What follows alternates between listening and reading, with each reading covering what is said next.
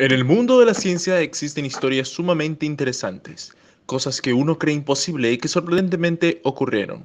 La historia de Henrietta Lacks, que sin saberlo se convertiría en una de las personas más importantes en el mundo, es una de ellas.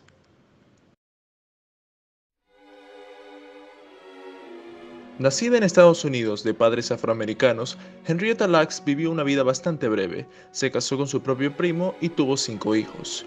Su vida cambiaría al ser diagnosticada en 1951 de cáncer cervical por un bulto en el cuello uterino y sangrado vaginal.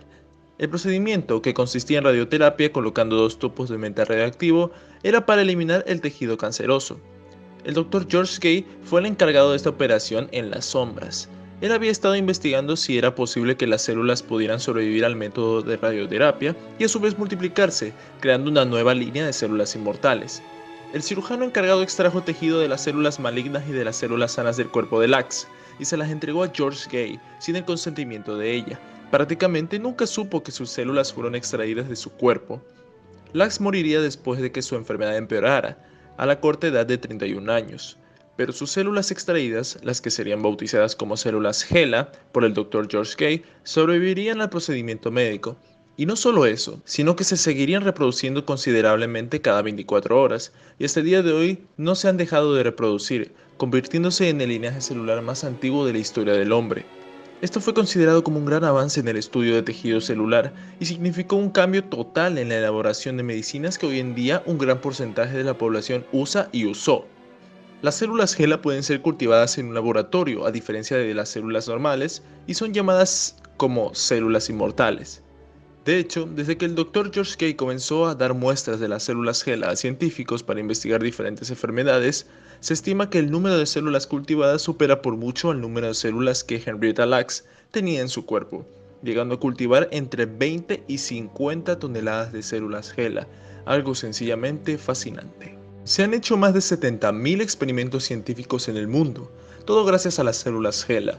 Gracias a ellas, también enfermedades como la poliomielitis pudieron obtener su vacuna, ya que se necesitaban células para que el virus creciera dentro de los laboratorios, y las células HeLa eran las candidatas perfectas. Aparte de eso, se fabricaron medicamentos contra el cáncer, el SIDA, el Parkinson y la leucemia. Enfermedades que hoy en día siguen afectando a la vida de millones de personas y que son o fueron tratadas por medicinas elaboradas con las células de Henrietta Lacks. Sin embargo, ella nunca lo sabría. Sin saberlo, Henrietta Lacks pasaría a la historia como la mujer que cambió la medicina para siempre, y es algo que debió ser más reconocido. Lamentablemente, durante los años cuando ella estaba viva no se acostumbraba a que los pacientes supieran qué se hacía con los materiales que se les extraía de su cuerpo. Para la ley, lo que se extraía de la persona, ya sea tejido u órganos, se convertía en propiedad del hospital correspondiente, por lo que la familia de Lacks pasó décadas sin saber que se había convertido en una leyenda en el mundo científico. De hecho, nadie conocía su nombre.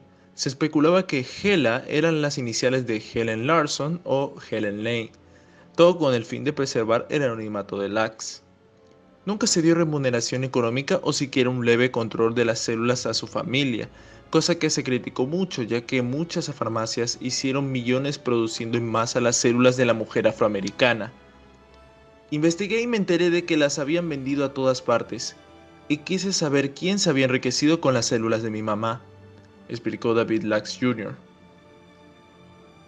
En 2013 se le otorgaría a la familia información de qué se estaban haciendo con las células HeLa, aparte de su debido reconocimiento en cada investigación.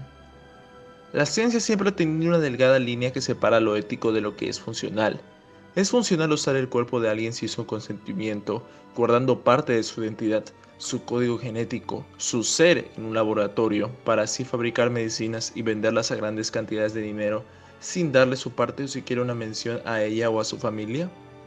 Aunque es verdad que la ciencia puede llegar a ser cuestionable, se logró salvar la vida de muchas personas, y creo que todos estamos de acuerdo en que Henrietta Lacks es y siempre será una heroína. ¿Y tú, qué opinas? ¿Piensas que está bien hacer experimentos de moralidad cuestionable, pero que al final logran funcionar y brindar un beneficio a la humanidad? Deja tu opinión.